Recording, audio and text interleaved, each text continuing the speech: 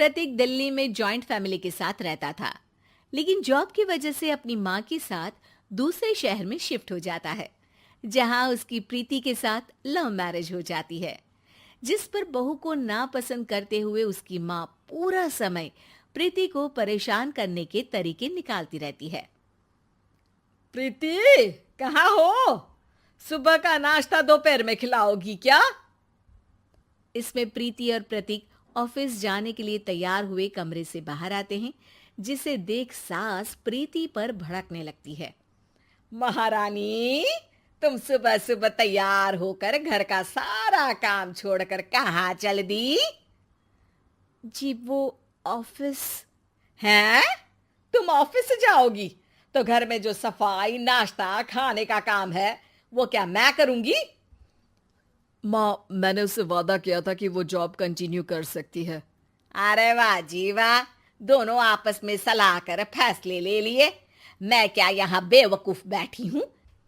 मुझसे पूछना किसी ने जरूरी नहीं समझा?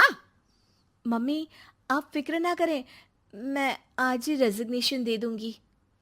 प्रीति ऑफिस के लिए चली जाती है और अगले दिन से जॉब छोड़ घर के कामों में लग जाती है, लेकिन साथ ही उदास भी रहने लगती है, जिसे देख प्रतीक को अच्छा नहीं लगता।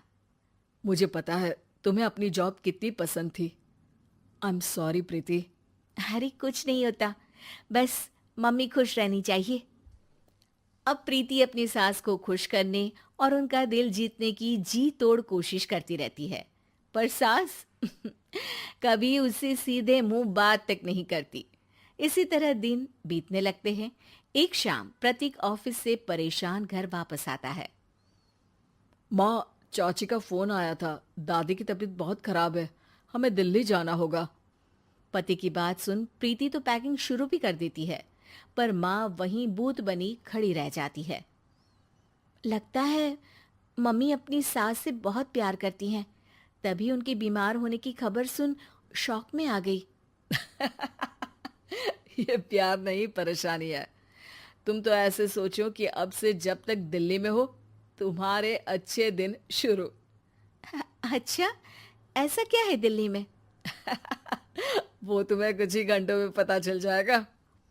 सास के रिएक्शन और पति की बात से कंफ्यूज्ड प्रीति दोबारा पैकिंग में लग जाती है, जिसके बाद कुछ घंटों का सफर तय कर तीनों दिल्ली पहुंच जाते हैं, जहां घर के अंदर पहुंचते ही लोगों की भीड़ देख प्रीति परेशान हो जाती है। हे भगवान, इतनी भीड़! प्रतीक, कहीं तुम्हारी दादी को कुछ हो तो नहीं गया ना? पागल, ये भीड़ नहीं, मेरा परिवार है। क्या? इसे तुम परिवार कहते हो? अरे इसे तो जिला घोषित कर देना चाहिए। तुम्हारा परिवार का तो अपना पर्सनल बिग बॉस बन सकता है। हैरान परेशान प्रीति परिवार वाले सदमे से बाहर निकली भी नहीं होती कि सिर पर पल्ला रखे शांत तरीके से सबके साथ बात करते हुए अपनी सास को देख उसे दूसरा सदमा लग जाता है। हाय राम, ये मम्मी का ऐसा भी कोई रूप है? ये तो मुझे पता ही नहीं था। ये तुम्हारी सास का ससुराल है। तभी प्रतीक की बहन बोल पड़ती है। यहाँ आपको ऐसी ऐसी चीजें देखने मिलेंगी जो सपने में भी सोची नहीं होंगी। हाँ, ये कुछ दिन तो बहुत इंटरेस्टिंग लग रहे हैं। सब एक साथ दादी के कमरे में जाते हैं, जहां पहुंचते ही उसे दादी की आवाज सुनाई देती है। क्यों रे, सास से मिलने की फुर्सत मिल गई? दूसरे शहर जाकर छूट क्या मिली? तुम तो भटकता पंछी बन गई। इतने समय में ये तक नहीं पूछा कि जिंदा भी हूं या मर गई। प्रीति की सास अपनी सास के पैर छूती है। अरे कैसी बात कर रही हैं मम्मी, आपको तो मेरी उम्र भी लग जाए। अरे बस कर, ये झूठी उम्र देने वाली बातों का दिखावा ना कर। तेरा बस चले ना तो जो मेरी बची कुची जिंदगी है वो भी अभी खत्म कर दे। अरे बहू कहाँ है? इस पर सास प्रीति को दादी से मिलवाती है। दादी प्रीति को बहुत प्यार देती है। क्यों बहू, तेरी ये सास परेशान तो नहीं करती ना? अगर करती है तो अभी बता दे, मैं इसकी क्लास लगा दूंगी। अरे कैसी बात कर रही हैं माँ जी, भला मैं क्यों किसी को परेशान करूंगी। प्रीति अपनी सास का ये रूप एंजॉय कर ही रही होती है कि तभी चाची वहां आकर प्रीति को अपने साथ ले जाती है। सास की क्लास लगते देख जो खुशी मिल रही थी वो तुम्हारे चेहरे से साफ पता चल रही थी, इसीलिए ले आई, क्योंकि अगर उन्हें पता चल जाता तो तुम्हारी खैर नहीं थी। थैंक यू चाची जी। चाची और प्रीति घर में झूले पर बैठी बात कर ही रही होती है कि उसकी सास भी वहां आ जाती है। मतलब यहाँ सारा काम मैं करूं और तुम बैठी हंसी ठिठोली करो? अरे चलो जाओ खाना बनाओ।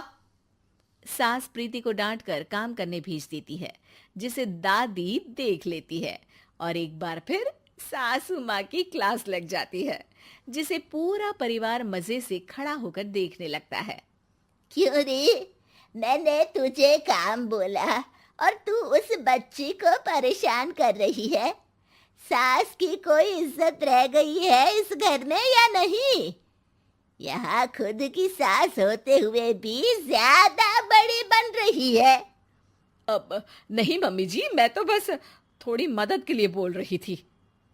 सास रसोई में जाकर काम करने लगती है और दादी प्रीति को लेकर वहां से चली जाती हैं। इसी तरह एक हफ्ता बीत जाता है, जिसमें दादी अपनी बहू को डर, इज्जत और प्यार का फर्क समझाती रहती है और प्रीति उसका मजा लेती है। वापस जाते हुए दादी प्रीति और उसकी सास दोनों को अपने पास बुलाती है। मेरी बहू जिद्दी और अड़ियल है, इसलिए उससे हमेशा सही काम करवाने के लिए मुझे सख्ती करनी पड़ती है। लेकिन तुम्हारी बहू अच्छी है, तेरी खुशी के लिए वो अपनी जॉब और सपने भी छोड़कर घर में बैठी है। अपनी बहू के साथ प्यार से रहो। और प्रीति, अगर अभी भी तुम्हारी सास परेशान करे ना, तो फिर तुम्हें पता चल ही गया है कि शिकायत कहाँ करनी है। जी, अपनी सास के ससुराल में उनकी सासू माँ के पास।